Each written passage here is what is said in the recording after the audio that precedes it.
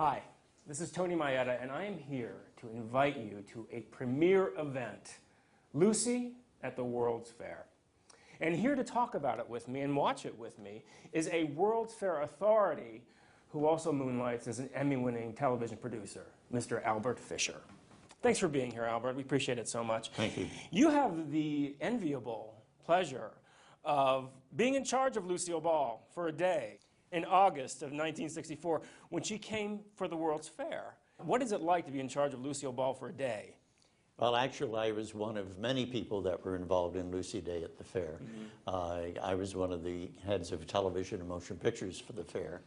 And it was one of the great events that took place during the entire 6-month run of the World's Fair. Well, let's watch it, because I am dying to see what we've got going on with Lucy at the World's Fair. Okay. This is Lucy arriving on American Airlines at JFK Airport in New York City for the beginning of the festivities. Oh, so this is her actual arrival in New York. This is the arrival in New York with Lucy, and Hedda flew on the same flight with her, as you can see. Yeah. And of course her husband, Gary Morton. And this is their arrival, getting off of the airplane. They then went into New York City. Lucy stayed at the presidential suite at the Hilton Hotel on 6th Avenue, Avenue of the Americas in New York City. And now Lucy arrives at the New York World's Fair. This takes place at what was called the press gate to the World's Fair, and that's where all of the VIPs would enter. And this was an assembly area where we could line up the celebrities, and in this case, the band and the marchers and everybody. And you see Lucy getting ready here. That's her husband, Gary Morton, on the right-hand side. And there's a white limousine in the background there, which was used to take all of the VIPs around the fair. The man greeting them right now is Bill Burns, who is the Vice President of Public Relations for the World's Fair. And this is all local press.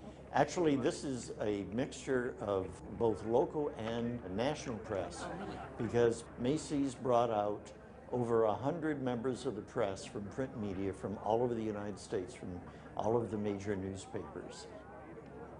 But clearly, Lucy is excited about the start of the day here.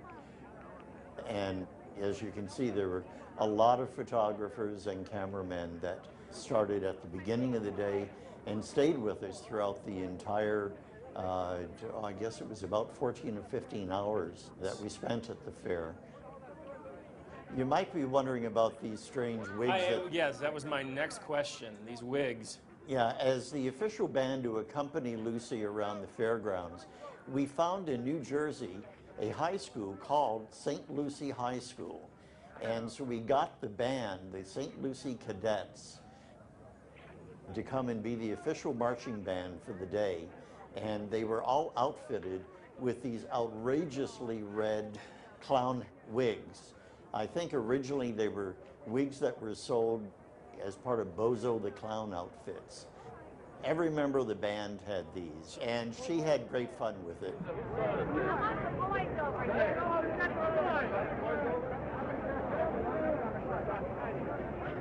here, boys. Girls, walk over in the grass. Oh, those are the men now. There's men in them. Right. When I say they were red, I mean they were like fire engine red. Not at all the more subdued, more subtle red that Lucy has. Now the woman sitting in the car next to Lucy down there with the glasses, there she is. That's Lucy's mother. There's Dee Dee, always there, never far from Lucy's side. And right now all of the band members are gathered around for a photo op. My hair is not really that color, is it? How about playing? How about playing Hey Look Me Over? We haven't done it. Let's play a number. Let's play a number. We want to get some sound. The outfit she has on there is an original designed by Edward Stevenson for her. But you can see it in color on the episode Lucy and Danny Kaye, which is on the set of the Lucy show. It's a beautiful creation.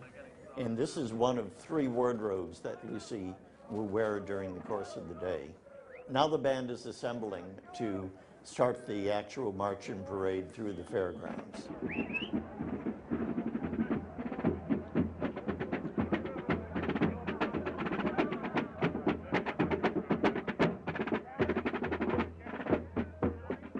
Is that the Long Island Expressway behind her? Yes, She's it in is. Queens, right? Yeah. Okay. Right, and actually this was the same physical site as the equally famous 1939 New York World's Fair that featured the Trianon and Perisphere as the centerpiece, and then the 64 World's Fair featured the Unisphere, the largest single replica of the globe of the Earth, which still stands and is a permanent Yeah, fixture. you can see it when you're on your way to JFK. Right.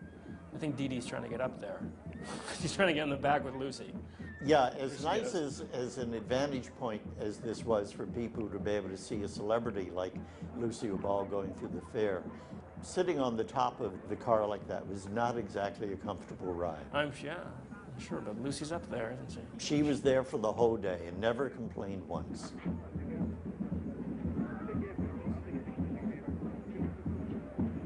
She's ready to go.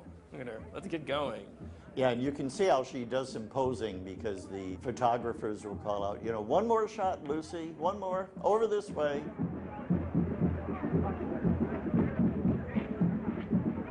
Watch it. We gotta move. This was not an official World's Fair. Is that correct? This was, there's official World Fairs and there's unofficial World Fairs. The 1964 fair was not official as meaning being sanctioned by the International Bureau of Expositions, because in 1962 there had been a sanctioned fair in Seattle, Washington, and only one sanctioned fair is allowed by the IBE in any country in a decade. So where are we entering here first? She's entering Well, the fair? the building directly in the background there right now, that sloped roof, is the press building of the World's Fair. And we're entering through the gate. Now we're actually on the fairgrounds itself. As the day proceeds, you will see the crowds get even bigger and bigger and bigger. Because like I say, Lucy was a major attraction. Those kids had to be hot in those wigs. And as uncomfortable as those wigs had to have been, you never heard a complaint from That's anybody. wonderful. I think for these kids, this was one of the great highlights of their young lives. Yeah. And Lucy begins her trip through the fairgrounds, waving to all of her fans.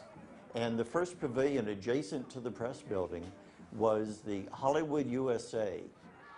That's me on the left-hand side there, Oh, there you are. actually. And the primary structure of the Hollywood Pavilion was a replica of the famous Mann's Chinese Theater on Hollywood Boulevard in Los Angeles.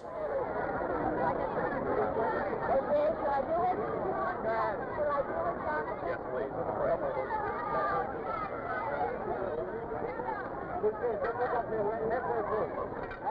And here Lucy signs "Love Lucy" in the Standard cement. salutation. And it's right next to the handprints of Lily Escala, who was the Academy Award actress who did the Sidney Poitier movie Lilies of the Field. Lilies of Yes, the Field. yes. Yes, exactly. So very timely. Very timely. And there I am right in the center there with you the World's are. Fair badge on. And all of the press members had these Lucy badges that said Lucy Day Press on them, which are now very coveted by World's Fair memorabilia collectors. And now Oh, here's sure. Lucy and Hedda Hopper with their hands in the cement. Louis! Now, will you hold up your hands to it? Honey. Would you both put your hands up so they can see the hold up your hands. Well, Hedda was a good friend of Lucy's. And also, Hedda Hopper was, in her own right, a very popular personality and was known for her large hats. Yes. And this was about the time that the hat was starting to tickle Lucy a lot. And she said, "Can you change hats?" We've moved from the Hollywood Pavilion over to the Republic of China. And this is the entrance gates to the Taiwanese Pavilion as Lucy enters on the red carpet. And this is not to be confused with the People's Republic of China. The Republic of China was actually Taiwan. And here Lucy is being greeted by many of the Taiwanese Chinese officials. And there's a dragon dancer, the young people that did the traditional welcoming dance, greeting Lucy and bringing her into the pavilion. You can see some of the umbrellas now have come out because it is starting to rain at this point. Head is holding a Travelers Pavilion umbrella because Travelers Insurance, the umbrella is their logo, and their pavilion was shaped like a Travelers umbrella. So they had handed these out to everybody. And now Lucy has taken off her hat because the Republic of China have presented her with this beautifully ornate pearl hat that is one of the symbols of the really early dynasty days of Chinese culture. And here a Chinese calligrapher has written in Chinese, I believe it says, "I love Lucy." Oh, wow. Look at that. And here's the ceremonial water welcome on the boat. From the Chinese pavilion, we went to Africa.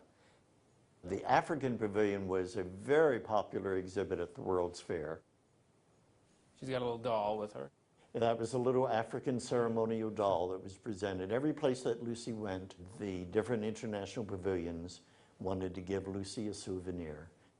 And they had all these different dancers. They had dancers from Burundi, they had Watusi dancers, they had Zulu dancers. Wow. And here a number of them are performing in honor of Lucy.